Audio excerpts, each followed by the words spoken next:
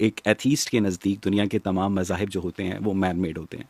आपके पास खुदा के, चूंकि मौजू खुदा का वजूद है, अभी हम मजहबी खुदा के ईसाई वाला वर्जन है कि इस्लाम वाला वर्जन है, उस पर तो बात ही नहीं कर रहे हैं। हमारे पास किसी हम भी ये बात कायनात के क्रिएटर का कोई भी एविडेंस, कंक्लूसिव एविडेंस आपके पास नहीं है। आपको नहीं लगता कि the absence of evidence is not the evidence of absence? You are absolutely right, and you are using Carl Sagan's phrase which he used for extraterrestrial beings, जो उसने aliens के लिए इस्तेमाल किया था कि absence of evidence is not evidence of absence। हमारे पास कोई evidence नहीं है कि ऐसा कोई भी जो creator है वो इस time और space के fabric से beyond exist करता है और उसने अदम से इस कायनात को वो वजूद में लेकर आया है। हमारे पास ऐसा कोई evidence नहीं है। ये दावा आप लोगों ने किया है कि इस कायनात का कोई खुदा, आपके नजदीक ट्रूथ तक, किसी भी चीज के ट्रूथ तक पहुंचने का आखिर कोई तो तरीका होगा ना। आप डिनाइल में तो नहीं रह सकते कि मैं तो सच्चाई को जानता ही नहीं हूं। मुझे नहीं लगता अगर आपके पास सॉलिड दलील है तो वो सॉलिड दलील कोई भी हो सकती है। अगर आप मुझे बताइए कि इस कायनात का एक खाने की मिसाल ले लेते हैं। अगर आप सर प्लीज, इस कायनात का एक खुदा है, ये दावा रिलीजन ने किया है, आपने किया है, मैंने नहीं किया, हमें नहीं, इससे पहले हमें नहीं पता था।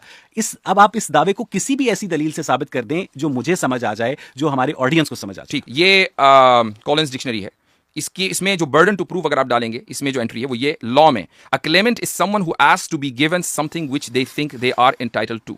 ठीक है, सिंपल सी बात है। आप मुद्दई अगर हैं, यानी मिसाल के तौर पर मैं अपने मकान में रह रहा हूं और आप आकर ये दावा करें कि यासिर साहब ये मकान मेरा है, ठीक है, तो मुद्दई आप होंगे, मैं मुद्दाले होऊंगा, ऑब्वियसली बात है। तो बर्डन टू प्रूफ आपके ऊपर होगा। आप बर्डन ऑफ प्रूफ लेने को तैयार नहीं। सुन लीजिए, मैं मुद्दई, आप मुद्दई होंगे और मैं मुद्दाले होऊंगा। मेरा काम दलील देना नहीं होगा, आपका काम दलील देना होगा। क्यों? इसलिए कि मैं उस मकान में रहता आ रहा हूं। ये इंसानियत शुरू से किसी मरकजी खुदा में बिलीव करती आ रही है।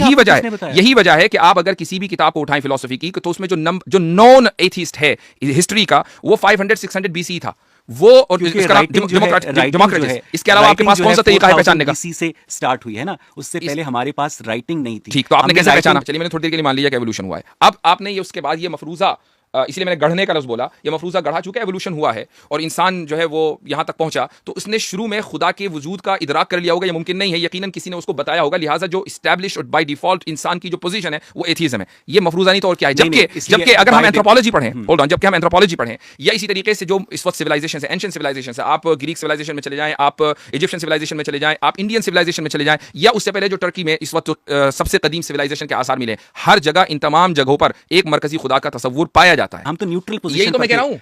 आपने तो मेरी बात की तस्दीक कर दी। हम तो न्यूट्रल पोजीशन पर थे कि जनाब हम नहीं जानते। अब आप मेरी बात की तस्दीक कर दी कि डिफॉल्ट पोजीशन। मुझे सिर्फ इतना बता दें जी, 1 लाख साल पहले प्लैनेट अर्थ के ऊपर इंसान रहते थे? I don't know. You don't know? No, I don't know. आप कभी शिकागो के फील्ड म्यूजियम में गए? गया हूंगा, लेकिन आई डोंट नो। नहीं, आपको पता है कि जो एनाटॉमिकली मॉडर्न ह्यूमंस हैं वो इस प्लैनेट अर्थ के ऊपर 2.5 लाख साल। क्या हम इर्तिका पर बहस कर रहे हैं? नहीं, मैं सिर्फ आपकी मैं अंडरस्टैंडिंग की बात कर रहा हूं कि आपके नजदीक जिस तरह बहुत सारी चीजें आपको नहीं पता। अच्छा, अब चले, मुझे नहीं पता होंगी। मुझे भी नहीं पता। वाजिदी साहब, इंसान इस प्लैनेट अर्थ के ऊपर कब से है? अल्लाहु आलम। आपको हजरत आदम का नहीं पता? नहीं, हजरत आदम का पता है, लेकिन ये नहीं पता कि वो कब आए थे, ये हमें बताया नहीं गया। अच्छा, इसका मतलब ये है कि जो तारीख इब्ने कसीर है उसके अंदर ये लिखा गया है कि जहां तक मैंने पढ़ा है, correct me if I am wrong, आप यस यू आर रॉन्ग, तो पहले मेरी सुन तो लेना सर। नहीं, मुझे मालूम है आप क्या कहना चाह रहे हैं। I know. ठीक है, आपके नजदीक हजरत आदम जो हैं वो इस प्लैनेट अर्थ पर कब थे? I don't no. आपको नहीं पता। इवन आपके पास वो 1 लाख साल पहले भी हो सकते हैं। हाँ सही है, लेकिन बहुत सारे वो 2 लाख साल भी पहले भी हो सकते हैं, क्योंकि इसमें रिलीजन का कोई लेना देना नहीं है। रिलीजन का ताल्लुक है, पहले मुसलमान थे जी, तो अल्लाह ताला के नबी थे। ये हिस्ट्री से ताल्लुक करती है, रिलीजन से नहीं। आपके पास भाई आप ही बताइए कि अगर अल्लाह के नबी थे तो क्या हर अल्लाह के नबी का नाम हमें मालूम होना जरूरी है? 1 लाख के करीब से ज़ायद जो है अंबिया हैं, कुरान में 1 लाख से ज़ायद अंबिया का नाम है नहीं है, बल्कि अक्सर अंबिया का नाम हमें नहीं पता है। अच्छा, इसलिए कि हमारी हिदायत का जो डिपेंड करता है, इस पे नहीं करता कि हज़रत आदम कब थे, इस पे डिपेंड करता है कि हज़रत आदम मुसलमान थे और उस पर हम तस्लीम करते हैं। फिर हम एवोल्यूशन के ऊपर जा रहे हैं। नहीं, एवोल्यूशन पे नहीं जा रहे, ये एवोल्यूशन ही का सवाल है। नहीं, एवोल्यूशन का सवाल नहीं, एवोल्यूशन ही का सवाल है। अगर आप वो अव्वल बशर थे, उससे पहले कोई इंसान, अल्लाहु आलम, आई डोंट नो। ठीक है, आप कब थे वो? ये जब भी होंगे, अभी तो बताया मैंने। कहाँ थे वो? आई डोंट नो, आपको ये भी नहीं पता।